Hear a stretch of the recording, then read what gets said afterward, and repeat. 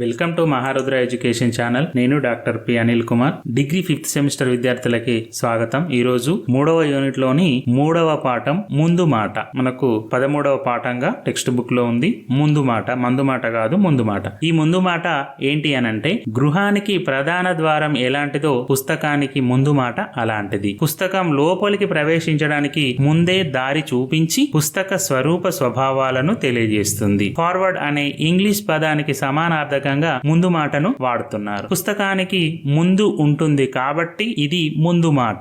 దీనికే మున్నుడి, ఆముఖం, పీఠిక, ప్రస్తావన, పరిచయం, భూమిక అనే పేర్లు కూడా ఉన్నాయి. ఈ పేర్లను మీరు ఎగ్జామ్ లో చాలా స్పష్టంగా రాయండి. వీటిని చూస్తే ఖచ్చితంగా మీకు మార్కులు ఇస్తారు. ఇక ఈ ముందు మాటను జేఏ కడ్డన్ అనే ఆంగ్ల రచయిత ఫార్వర్డ్ అంటే ఏంటో నిర్వచించాడు. ఫార్వర్డ్ అంటే usually a short introduction piece to a book. It is similar to preface and an introduction but is generally composed not by the author but by some or else అని నిర్వచించాడు. పుస్తక రచయిత కాకుండా మరొక వ్యక్తి రాసే పరిచయ వాక్యాలను ముందు మాట అని చెప్పుకోవాలి. ఒక పుస్తకం రాస్తే ఆ పుస్తకం ఆయన రాసిన పుస్తకాన్ని కాకుండా ఆ పుస్తకంలో ఏమున్నది, మంచి ఉందా చెడు ఉందా అని చెప్పడానికి వేరొక రచయిత ఈ రచయిత రాసిన పుస్తకాన్ని చదివి ఆయన దీనికి సంబంధించిన విషయం రాస్తే దాన్ని ఏమంటారు? ముందు మాట. అంటే ఈ పుస్తకంలో మంచి ఉందా చెడు ఉందా ఏంది అనేది రాస్తాడు కదా, దాన్ని ముందు మాట అని అంటారు. ఇది చేకూరి రామారావు తన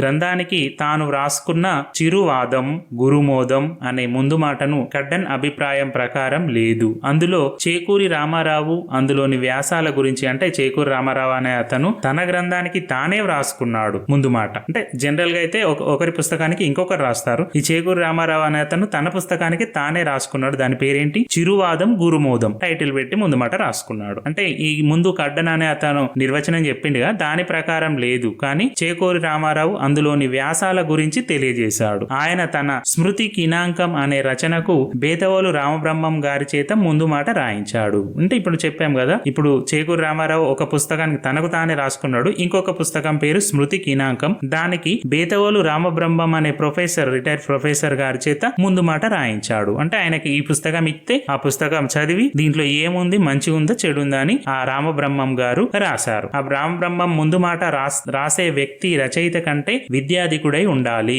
ఇప్పుడు పుస్తకం రాసిన రచయిత మనకంటే చిన్న వాళ్ళకి, అంటే ఏమి రచన జ్ఞానం లేని వాళ్ళకి ఇస్తే వాళ్ళు రాసిన దాన్ని ముందు మాట అనరు. ఈ రచయిత రాసిన పుస్తకానికి ఇతని కంటే ఎక్కువ జ్ఞానం ఉన్న వాళ్లకు ఆ పుస్తకాన్ని ఇచ్చి రాయమని ఇచ్చినప్పుడు వాళ్ళు రాసిన దాన్ని ఏమంటారు అంటే ముందు మాట అని చెప్పేసి అంటారు. సో కాబట్టి అందులో రామబ్రహ్మం ముందు మాట రాసే వ్యక్తి రచయిత కంటే విద్యాధికుడై ఉన్నాడు అని చెప్పారు. దీనిని బట్టి పుస్తక రచయిత గురించి, రచన గురించి సన్నిహితుడైన మరొక రచయిత, పండితుడు, కవి, విమర్శకుడు, వ్యాఖ్యాత, అంటే ఈ రాసే పరిచయమే ముందు మాట. అంటే ఈయన కంటే ఎక్కువ పాండిత్యం, ఇంతకంటే ముందు సీనియర్స్, ఈయన జూనియర్, రాసిన ఆయన జూనియర్ అయితే ఆయన కంటే సీనియర్స్ ఆ పుస్తకాన్ని చదివి దానికి రాస్తారు చూడండి, దాన్ని ముందు మాట అని అంటారు. ఈ ముందు మాట కవిత్వం, కథ, నవల, నాటకం వంటి సాహిత్య సంబంధమైన ప్రక్రియలకు ముందు ఉండడం పరిపాటిగా ఉంది. అంటే ఈ ముందు మాట ఏటుకుంటదంటే కవిత్వము, కథ, నవల, నాటకం ఇటువంటి ప్రక్రియలకు సంబంధించిన వాటికి ముందు మాట అనేది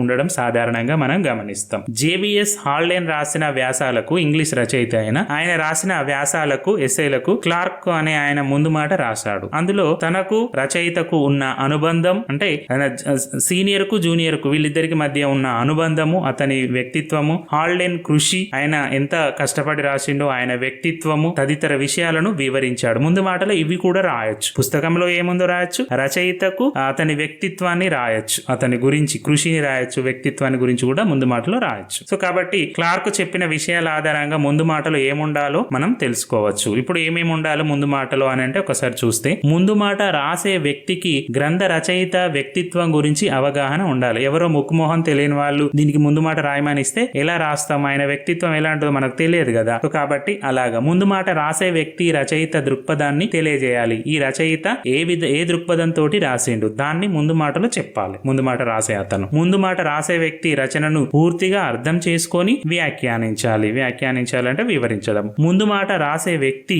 రచయితకు పాఠకునికి సంధానకర్తగా ఉండాలి.